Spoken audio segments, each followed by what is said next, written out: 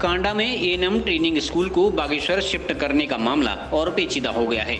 इस मामले में वर्तमान व पूर्व विधायक आमने सामने हो गए हैं। पूर्व विधायक ललित फरसवाण वर्ष 2011 का एक पत्र लेकर सामने आए हैं, जिसमें तत्कालीन मुख्य चिकित्सा अधिकारी द्वारा पत्र में कहा गया है कि विधायक Balwant Singh Bhauryal ANM training school को माल्टा में पुलिस लाइन के समीप स्थापित करना चाहते हैं, लिहाजा जमीन हस्तांतरण की कार्रवाई की जानी चाहिए। वर्ष 2011 के पत्र को दिखाते हुए पूर्व विधायक ललित फरसवाण ने कहा है कि पूर्व मंत्री बलवंत सिंह भौर्याल न केवल झूठ बोल रहे हैं बल्कि कांडा क्षेत्र की जनता को गुमराह भी कर रहे हैं। यहां बता दें कि विधायक बलवंत सिंह भौर्याल ने एएनएम ट्रेनिंग सेंटर को शिफ्ट करने का ठीकरा कांग्रेस पर फोड़ते हुए कई आरोप लगाए थे।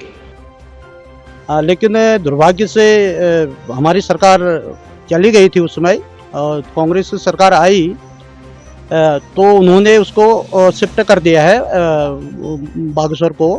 ये उस समय जो विधायक थे वो सत्ता में थे और उसमें उनको ही इस काम को करना था।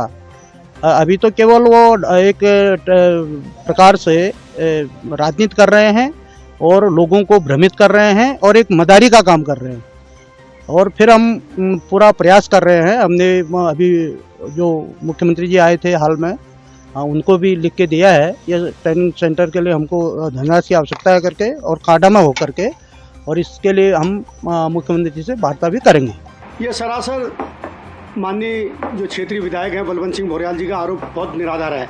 24 मार्च 2011 में जब वो माननीय स्वास्थ्य मंत्री थे, उनके द्वारा स्पष्ट सीएमओ के द्वारा स्पष्ट लिखा गया कि माननीय बलवंत सिंह भौर्याल जी के द्वारा अवगत कराया गया है कि पुलिस लाइन बागेश्वर के निकट भूमि उपलब्ध है जो कि एएनएम ट्रेनिंग सेंटर हेतु उपयुक्त है। ये इस संबंध में आपसे अनुरोध है कि उक्त भूमि को उपलब्ध कराने हेतु आवश्यक कार्रवाई करने का कष्ट करें। ये जो पत्र है मुख्य चिकित्सा अधिकारी का जिलाधिकारी बागेश्वर को 24 मार्च 2011 को, जब वो माननीय विधायक थे तब का ये पत्र है। अगर स्वास्थ्य मंत्री रहते हुए जब उन्होंने ही इसकी भूमि की उपलब्धता के संबंध में जब उन्होंने बागेश्वर के पास का पत्र लिखा है तो भाई मेरे ऊपर आरोप लगाने का उनका औचित्य मेरी समझ में नहीं आता है। और जहाँ तक है भाई, मैंने उसके बाद माननीय सदन में याचिका भी लगाई थी जिसमें ये याचिका के संबंध में भी माननीय सदन ने मुझको अवगत कराया गया कि भाई ये चीज़ें आई हैं। और मैंने उसके बाद भी कहा था कि 4 करोड़ 98 लाख का इसकी डीपीआर, इसका भूमि का प्राकलन जमीन के संबंध में और बिल्डिंग के संबंध में सरकार को, शासन को प्रेषित है, तत्काल इसमें धन उन्मुक्त करें। माननीय तत्कालीन विजय बहुगुणा जी ने तत्काल जो है अपर मुख्य सचिव को इसमें तत्काल आदेश भी कर रहे थे, सचिव चिकित्सा शिक्षा को, और हमको विश्वास भी था कि लगातार इसमें काम भी होगा।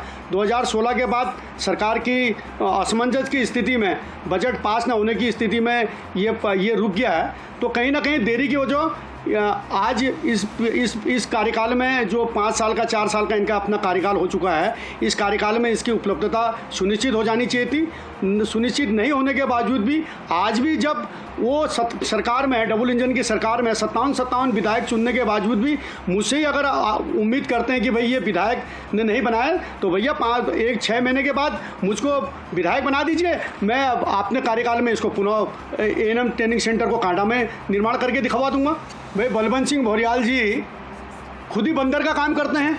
अगर हमको मदारी कहते हैं, भाई मदारी ने तो अपना काम करके दिखा दिया ना। आज ये कागज़ लिया है मैं हाउस से, विधानसभा से मैंने कागज़ दिखा दिया। एक मदारी अगर ये कागज़ ला सकता है हाउस से ढूंढ के, तो भैया बंदर का काम है मुख्यमंत्री के पास जाए, ये अपने सत्ता के दबाव में इसको यहाँ पर तत्काल स्वीकृत करें, नहीं तो जनता के बीच में आए और हम जनता को बताएंगे, हाथ जोड़ के बताएंगे कि भैया बलवंत सिंह भौर्याल जी के द्वारा क्षेत्र के लोगों को गुमराह करा जा रहा है। और अपने ही पत्र में, अपने ही सरकार में जो है जिलाधिकारी से लेके मुख्य चिकित्सा अधिकारी को तत्काल दिशा निर्देश देने के बावजूद भी जब इनके द्वारा नहीं बनाया गया तो भाई मेरे ऊपर आरोप क्यों लगाए जाते हैं कि भैया ये काम करना है। 5 साल आपको मिल गया है, मैंने गलती करी है तो भाई उस गलती को आपने सुधार के कर देना चाहिए था। आज क्यों नहीं बना पा रहे आप 4 साल की सरकार में इस जो एएनएम ट्रेनिंग सेंटर है, और लोगों के बीच में जाके कह रहे हैं कि भैया इन्होंने जो है बहुली के पास बना दिया। बहुली का तो कहीं पर भी इस पत्र में कहीं पर भी जिक्र नहीं है। बागेश्वर के पास जिगरी लिखा है और बागेश्वर के बाद भागीरथीपुरम में आप ही ने चयनित कर रखा। उसके बाद जिलाधिकारी ने उपलब्धता के आधार पर जहाँ पर चयनित करी थी वहाँ पर भी जो है बेस हॉस्पिटल अनुपयुक्त जगहों में पाया गया, तो वहाँ पर बेस हॉस्पिटल बनी रहा, तो फिर कहाँ पर ये एनएम सेंटर बनेगा।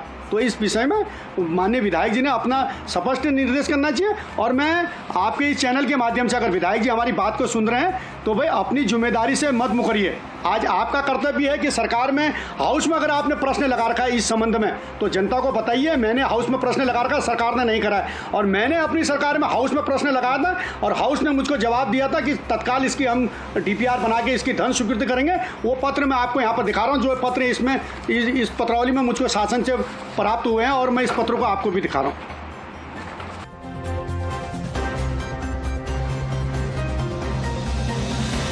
CCN न्यूज के लिए हिमांशु जोशी की रिपोर्ट।